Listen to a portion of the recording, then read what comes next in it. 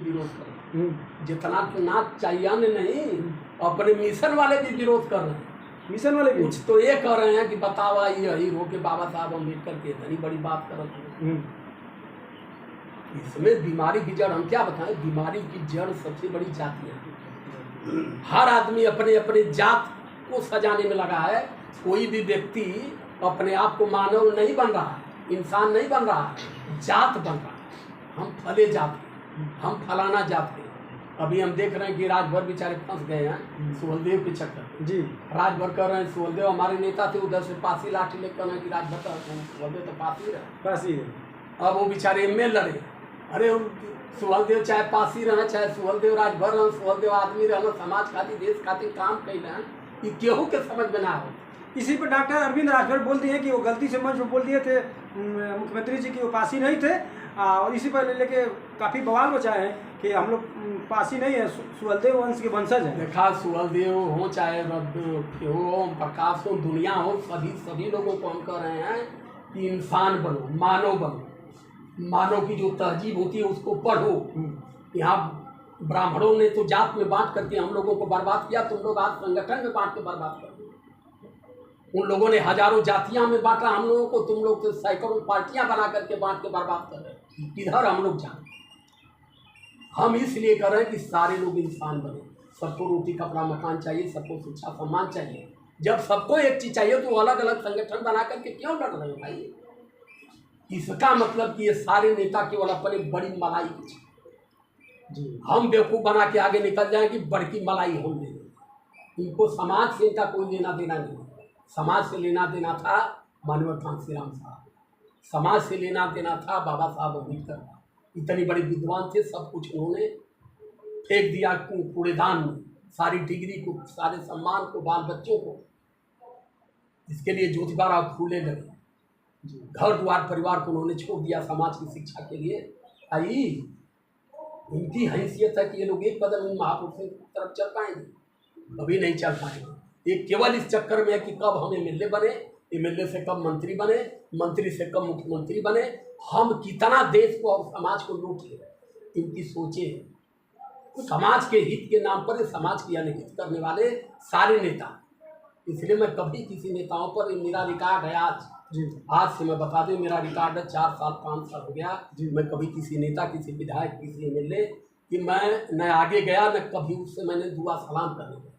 मिल गए, हो गई राम रहारी, लेकिन मैंने कभी, बहुत सारे हमारे यहाँ 10 एमएलए हैं आजमगढ़ में, मैं आज तक कोई ऐसा व्यक्ति नहीं जो जानता नहीं। कहीं बैठ जाता हूँ, सारे लोग नाम लेके बाई फेस जानते हैं, लेकिन मैं देखता हूँ तो वहाँ बैठे हो तो मैं दूसरे बात से निकल जाता हूँ, क्योंकि मैं जानता हूँ कि समाज को हमारी बर्बाद करने वाली यही है।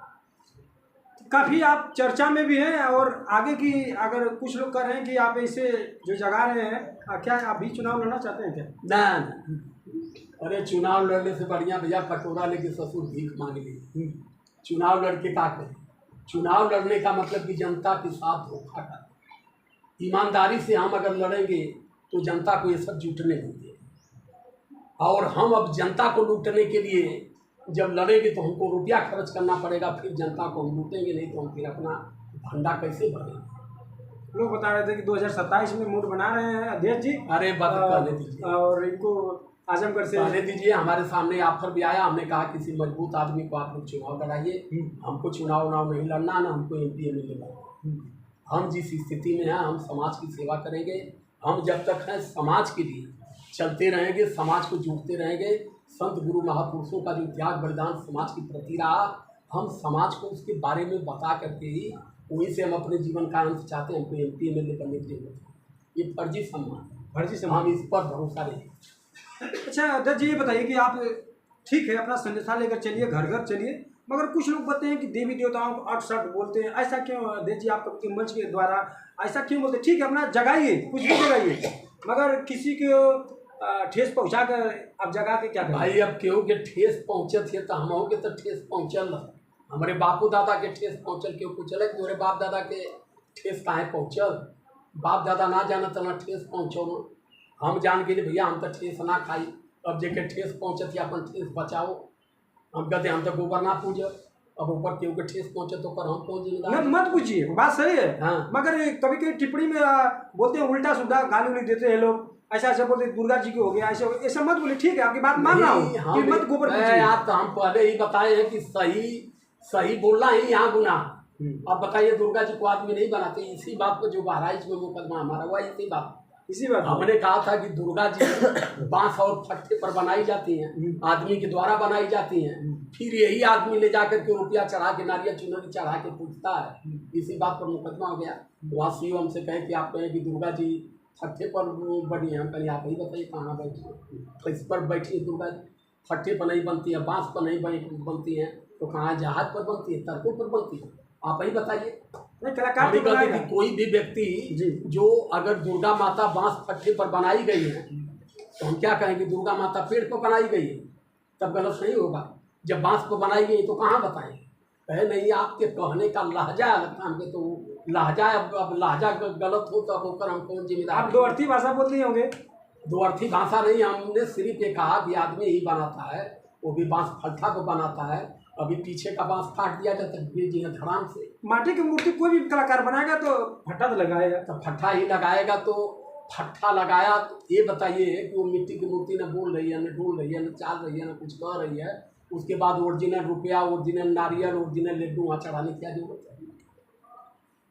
अब यहाँ दोषी हम हुए कि आपने ऐसा कर दिया। अब गोबराए, देखिए जो गोबराया व्यक्ति है, दिमाग से विकलांग व्यक्ति है, जो दिमाग से पैदल व्यक्ति है, उसकी ही आस्था आहत होती है।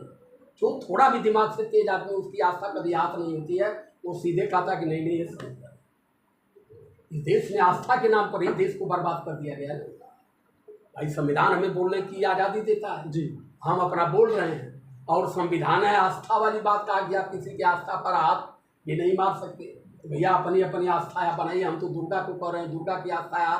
आज तक इतनी कुल हुआ, इतनी लड़ाइयाँ हुई, हम कहे आज भी लोग देवताओं को श्रेष्ठ मानते हैं। हम आपके चैनल के माध्यम से आपके जितने भी दर्शक हम सबको बताते हैं कि देवी देवता ही आदमी को मारते हैं, जिलाते हैं, मुआते हैं, जन्माते हैं, तो हमें क्यों नहीं मार देते?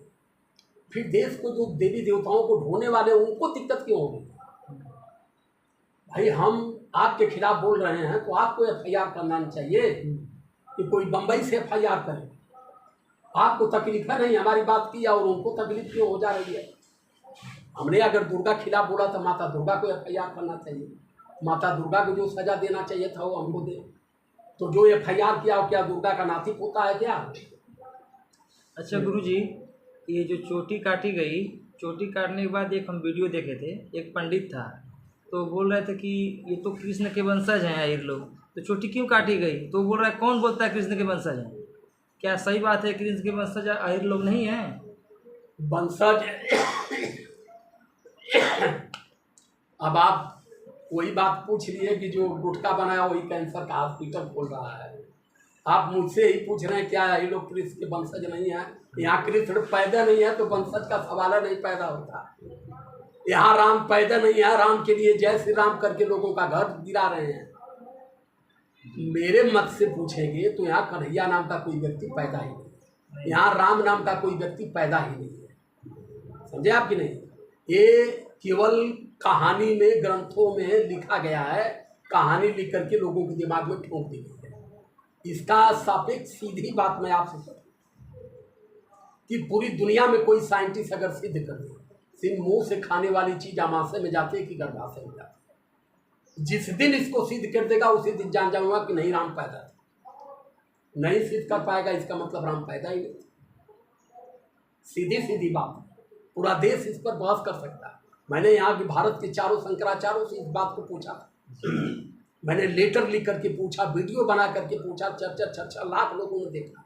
मैंने पूछा कि इस चीज़ को बताइए, नहीं तो शंकराचार्यों की कुर्सी छोड़िए। इस पर मैंने बहुत चैलेंज के साथ और ये भी कहा था, क्या आदमी की गर्दन पर हाथी का गर्दन लग सकता है? अन्यथा नहीं लग सकता। आज के 12,000 साल पहले पाषाण काल में जाएंगे आदमी नंगा घूमता। इनके हिसाब से 8 लाख 10 लाख पहले लोग पैदा थे। 8 लाख 10 लाख पहले विज्ञान कितना आगे था कि आदमी गर्दन पर साला हाथी का गर्दन लग जाता। झूठ के भैया कौन सींग ना हो। सही। यहाँ अगर यादव कन्हैया का वंशज होता तो जहाँ एक कन्हैया ढोकने गए थे, नंद जी भी यादव थे, वो किसके वंश थे? ये लड़बकों के लिए बनाए गए, हम जैसे चालाकों के लिए नहीं। हम लोगों ने पूरे तर्क पर इनकी सारी व्यवस्था को हम जान रहे हैं कि ये क्या हैं, इसलिए मुकदमा हमारे ऊपर है। आप सब मानिए, आपको बाह यादव बाह यादव बाह यादव जी कहिए, अगर आप एक बात को छोड़ दिए तो आपके खिलाफ सब हो जाएगा। हमने तो पूरे देश में एक बड़ी डुग्गी पिटवा दिया है इसकी। आज पूरा देश इस पर तर्क पर लगा है, कुछ विरोध में है, विरोध से ज़्यादा लोग उसको देखने। आज 7 लाख 8 लाख जितने चैनल हमारे हैं, 5-6 चैनल हमारे हैं, बाकी उनमें कुल 12-13 चैनल चलते हैं। डेली 7 लाख 8 लाख लोग हमको सुनने वाले। तो जिस आदमी को 8 लाख डेली सुनने वाले लोग हैं, क्या उसमें 1 लाख लोगों का दिमाग तर्क की तरफ नहीं जाता होगा? अगर 1 लाख लोगों का दिमाग तर्क की तरफ जाता होगा तो महीने के 30 लाख को सुनते। आज मनवाद की जड़ जो है हिलने लगी। इसके पहले कोई धर्मगुरु, आज के 2 साल पहले धर्मगुरु शंकराचार्य वीर के बाहर नहीं निकलते थे, सब थे यहाँ। लेकिन 3 साल से, जब से कोरोना खत्म हुआ है, 2022 से 23, 24, 25 से 3-4 साल, 3-4 सालों में जब मुझे फुल समय मिली है, मैंने इसमें इतना समय दिया। डेली 2-3-4 डेली स्टूडियो की वीडियो छोड़ता हूँ। आदमी डेली लोग सुनते ही हैं, तो जो सुनते लोग हैं, तो सुनने के बाद में आदमी घूमता है। अभी देवरिया से फोन आया मेरे यहाँ, ये काशीदास महाराज का पूजा था, वहाँ आया तो उनकी पंचायत बैठ गई कि नहीं, काशीदास की पूजा नहीं किया जाएगा। कहे क्यों? कहे ये झूठ है। फिर सारी पंच ने हमारे यहाँ फोन लगाया, लोग कहे हमसे कि सर ये बताइए कि हम लोग तो काशीदास नहीं पूजेंगे। आज हर साल यहाँ जेवनार बनता था, इस बार हम लोग कहें कि अब हम यादव गुलाम नहीं हैं, हम लोग नहीं पूजेंगे। तो बताइए सर, तो मैं जे कहा कि ना ही पूजा रुकी ना। वो कहना कि आप बताइए कि गर्म दूध से आप कैसे नहाते? हम कहें ये केमिकल की गति है। कहना जो आगे आती है, हम कहें वो भी केमिकल से आती है। कहला कि हमारे यहाँ एक आदमी हाथ से ही पूरी निकालता था, हम कहें हम भी निकालते, वो भी केमिकल। हम कहें ऐसे ऐसे केमिकल हैं कि पूरे केमिकल को आप एक पूछ के भरे आग में आप खड़े हो जाइए।